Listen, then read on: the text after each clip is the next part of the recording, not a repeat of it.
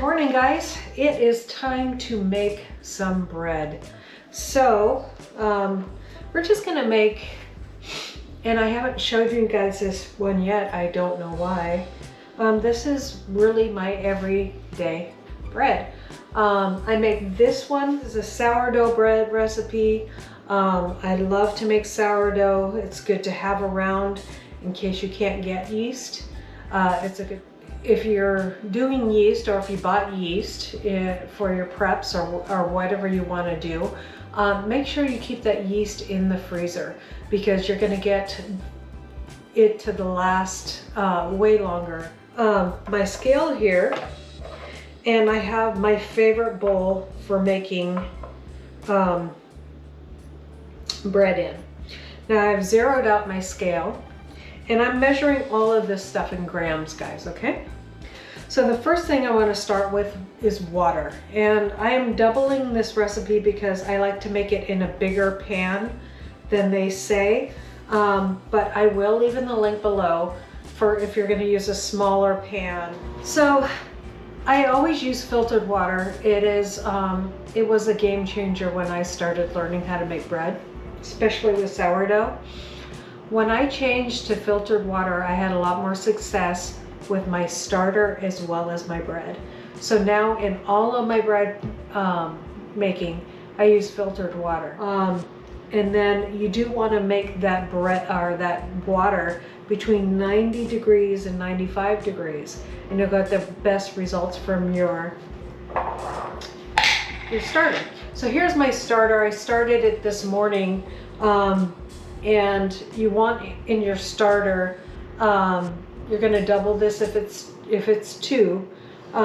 You want 50 grams of starter to start with. So your starter that you have in the fridge or on your thing, you're going to take 50 grams of that, and then you're going to add 150 grams of flour and 150 grams of water, and that's will give you the right amount of starter for this bread. Okay. Now, I need 650 grams of water.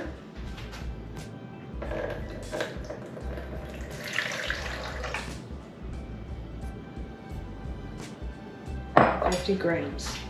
Okay, now I need 300 grams of my starter. So I'm going to tare my scale.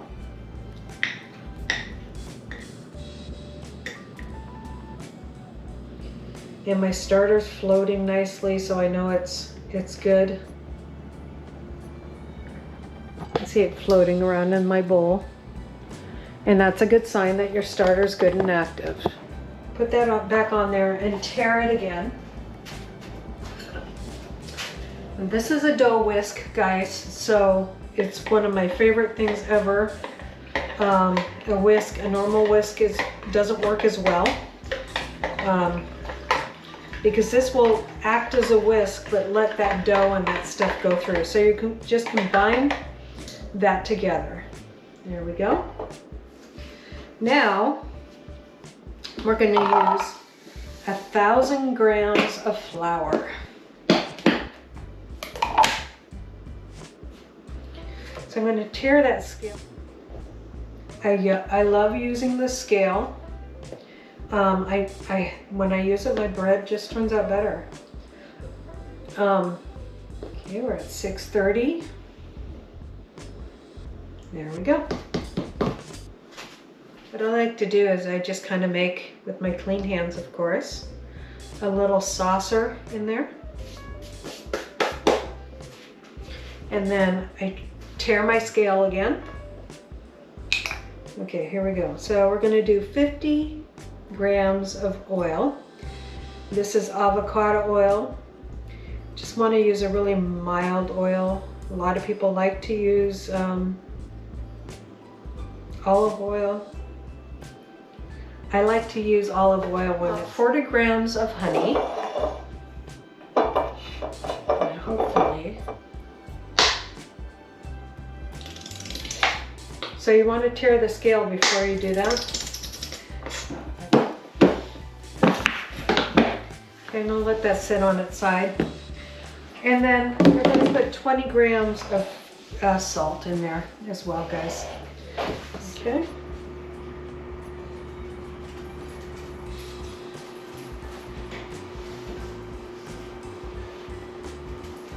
There we go. You do want to measure your honey, because if you use too much honey in your recipe, it's easy to go, oh, we want it sweeter, we'll add more honey. I don't recommend that, because if you want it sweeter, add more sugar, not honey, because what honey can do is it can weight down your bread. Okay, so we have that all checked out there. Now we're going to mix it. So I'm going to mix this together with my whisk, and we're just going to do a rough mix. Okay, so I'm just keeping it from the edges and incorporating it very slowly. And you're just going to do a rough mix on this. This is going to be a sticky dough, guys.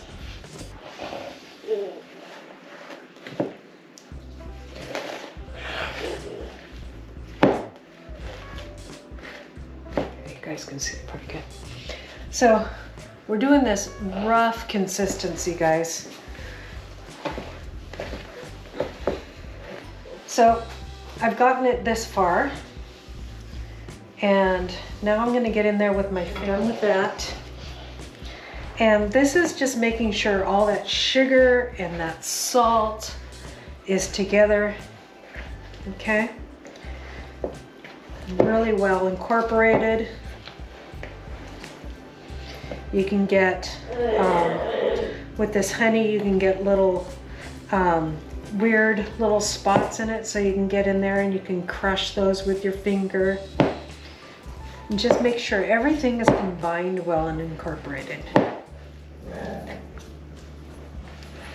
Now this is pretty much the one of the easiest sourdough breads I've ever made, which makes it so nice. If you have the time to make bread, the sourdough does take longer, it does take a lot of more extra love, as I call it. It's kind of a labor of love making bread. And as you can see, it's good for,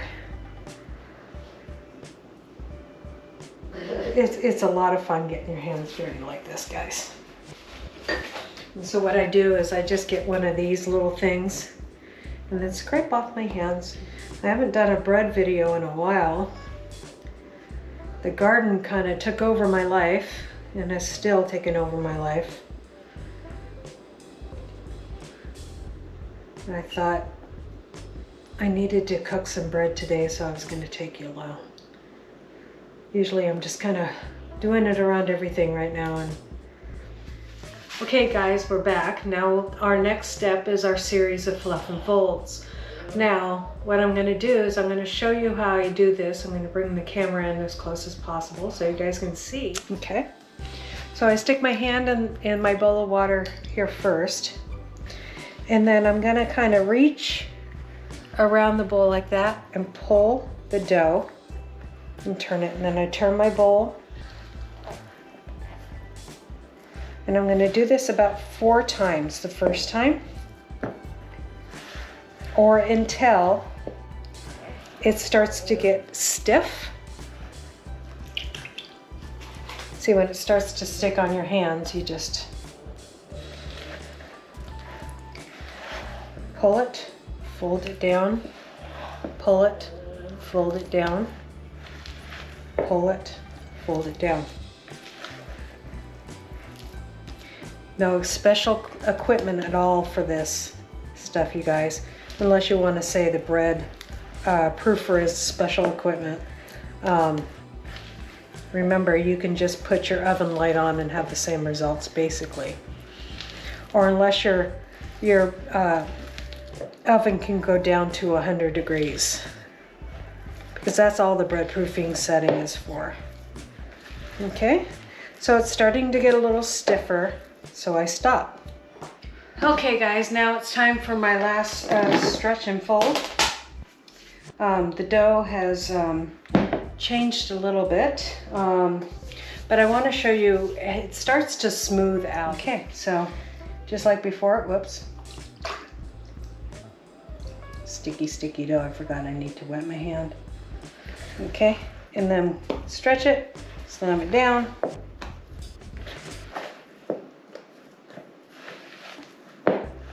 It starts to turn into a ball a little more every time you do this. So, but you only want to do it 4 times, because what happens is if you do it too much, you overwork the dough. Sourdough usually is not something you want to overwork.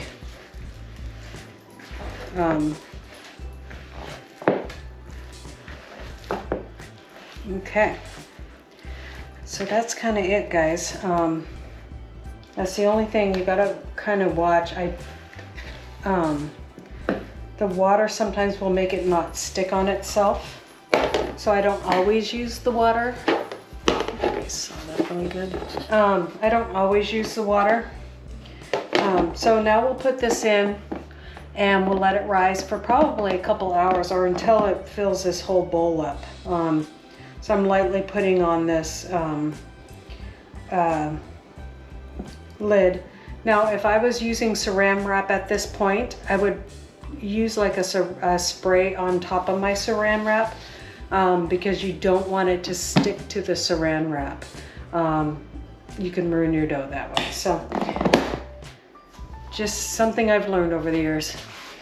Now guys, this goes back into our warm place or our bread proofing part, and for at least a couple hours, but keep an eye on it, because if you have a really strong sourdough starter, it's going to be quicker. If you have a weak sourdough, it could take up to 4 hours.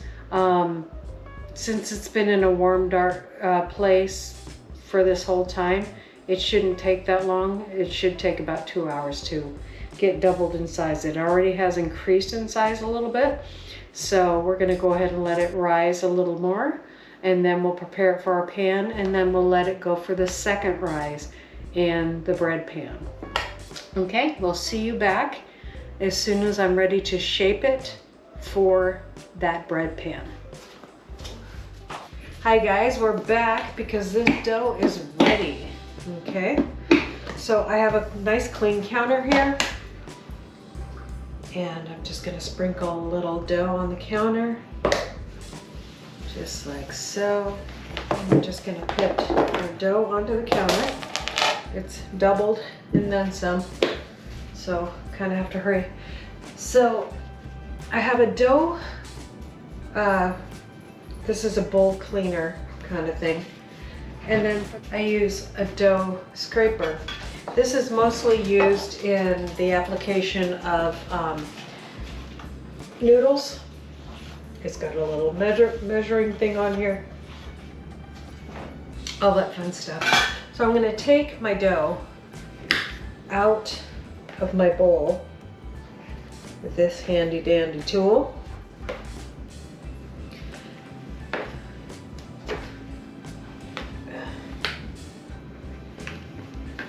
Yep.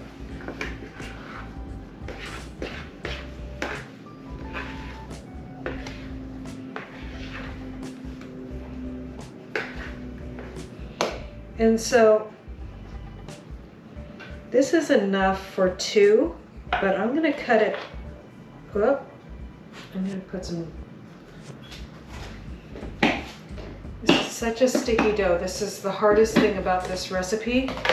The recipe is simple, but the stickiness of the dough is not easy to work with. So don't worry about foibles. So I'm going to cut this, because this is meant for 2, I'm going to use 2 different pans. So we have a big pan here and a little pan. I'm going to split this in 2. See how I split it in 2? And now I'm going to just bring this one out so it's more like a rectangle. And it is sticky. It helps too if you see on your line there, just use a little bit of, okay. And then I'm gonna take this one and start making it into, for this loaf here. First, I'm gonna move this one over.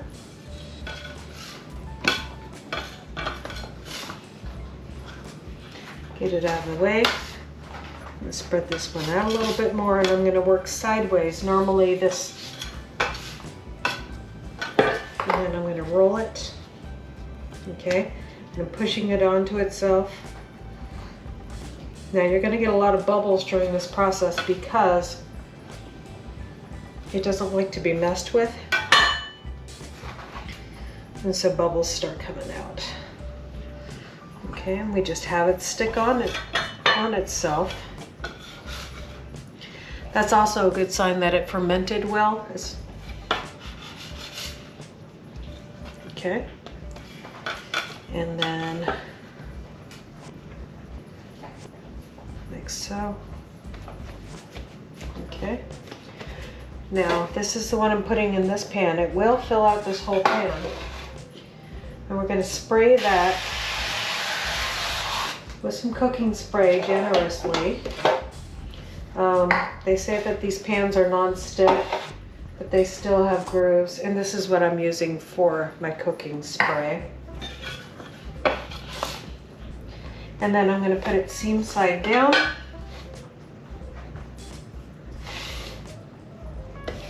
In the pan.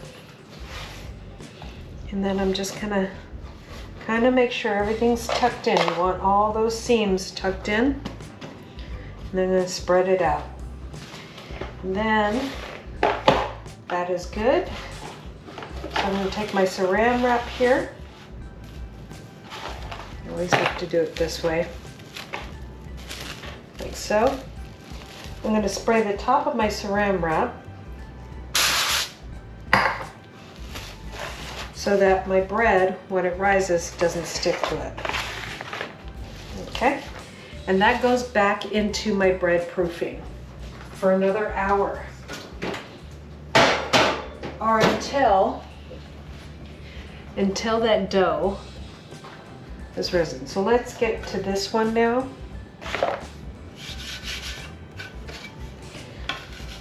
Okay. Don't be afraid to move this stuff around. This knife, I could not do it without a knife, guys, okay? But just letting you know. It's not that easy. And you don't want to do that. See, that's kind of breaking it. So you want to use a knife that has a piece of parsley's trying to get in there. Okay, so now again, I'm going to pull it out on both sides and bring it in. This one I'm going to bring it to the front when I make this.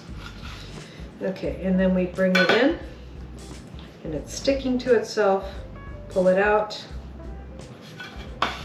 bring it in, pull it out.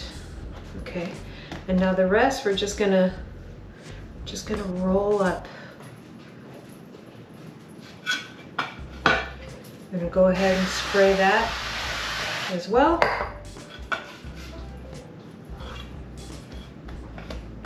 It's nicely fermented.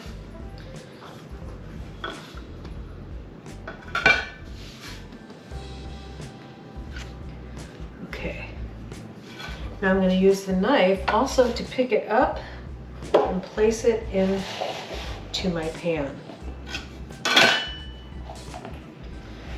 Okay. Okay, see how big it is in that pan? So because it got so big this time,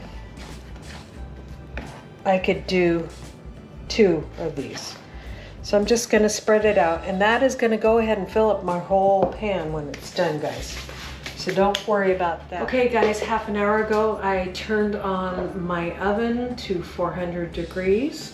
And now my bread has risen to the top of my pans. Let me show you a little closer. You can see them there. And now what I'm gonna do is I'm gonna sprinkle each bread with a little water on top, and that's gonna help the bread steam on top. And then when I put the bread in the oven, I'm gonna throw this ice water in a tray below the bread, and I'll bring you guys in close for that, and you can see how it goes in. So let's first put the water on top. And you're just gonna put it on your finger and sprinkle it all over.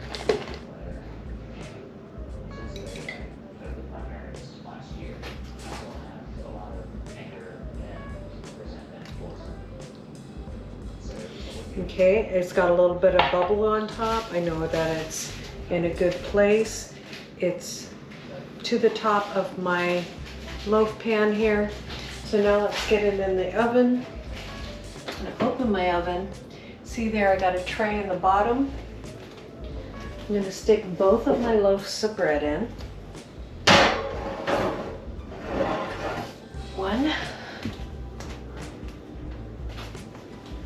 two. Then I'm gonna grab, put a mitt on. Just put my ice on there.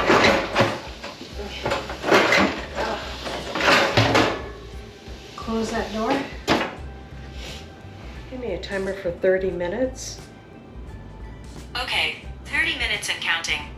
I'm gonna watch my timer though and check in on that bread. We will know our bread is done when it hits 200 degrees internal temperature. Or sounds hollow if you don't have a thermometer. I use one of these thermometers to tell the temperature inside my bread. I just stick it in there, and when it reaches the internal temperature of 200 degrees, it is done. So we will see you back when it reaches that temperature, or when it's ready to come out of the oven, and I'll show you that. Got a minute, 30 seconds, so I just want to check on it real quick. It's looking done.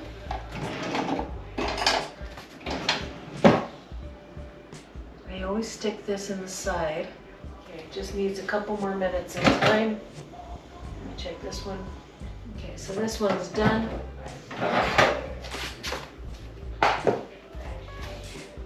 Put the bigger one in there for a little bit longer. Our loaf is done. So now I'm going to show you what I do.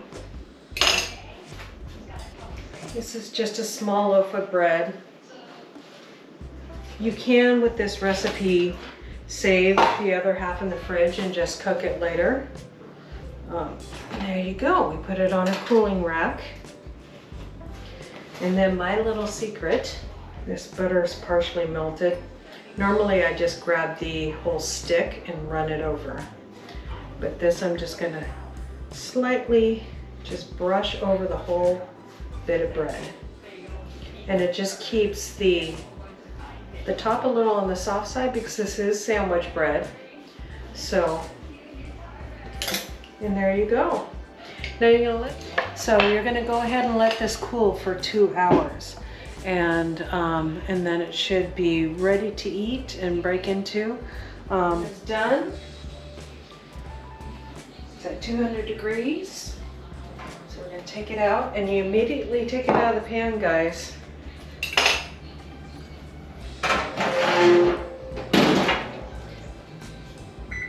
It's not like your soft breads.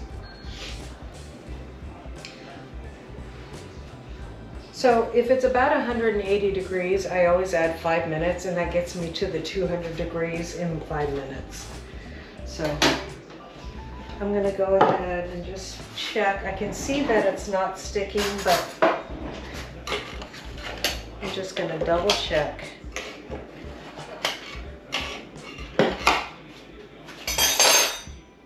There's nothing more disappointing. It's perfect size for sandwiches.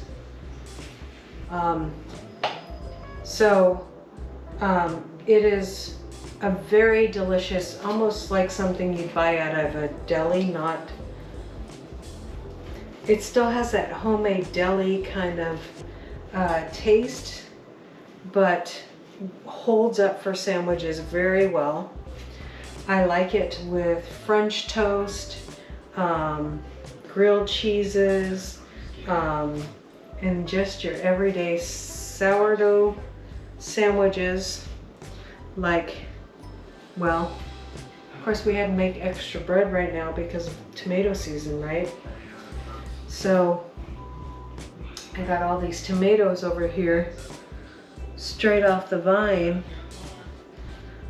waiting for some bread like this. So it is absolutely delicious. The first time I made this, I was shocked how good it was. So I will leave the recipe below. I will leave a link to the recipe below. This bread is from Betty Baker. And so I will leave her link for this recipe below so you guys can go straight to the source for the recipe, and she will have all her guidelines in there. But here you go, guys. Fresh, homemade bread. Yeah, it took me most of the day. What, started at 6:30 this morning, and it's 8 o'clock. So it is an all-day thing, but when you're at home all day and you don't got anything else, or shoot, I had a lot of stuff going on today. I got a lot of stuff done today. And just in between, because I'm not busy with the bread all day. I'm only busy with the bread, probably, maybe an hour and a half. So it's worth it. I like to have the skill and the knowledge of how to do this as well, and it's delicious. So give it a try, guys. You will love it. No, one thing I really like about this recipe, other than an oven and maybe that flat paddle thing I had, that noodle scooper or noodle measurer scoop thing. That's about all that you have to have for this recipe and the ingredients. And maybe you don't even need the fancy pans. I like those fancy pans, but you don't need those. You could make this recipe. You can make this double recipe, and there is the recipe comes with 2 sizes of loaves. This was a double loaf, so we made two loaves. So it's a lot of fun. I really enjoy making this bread. I really enjoy eating this bread, and it's going to make a great BLT sandwich. So check out this recipe. Try this recipe. You guys have a wonderful day. Thank you for watching. Please like and subscribe and hit that bell so you know the next time I bring a bread recipe out. And I also will leave a link to the playlist of all my bread recipes that I have on my channel. So there you guys go. Simple sourdough bread.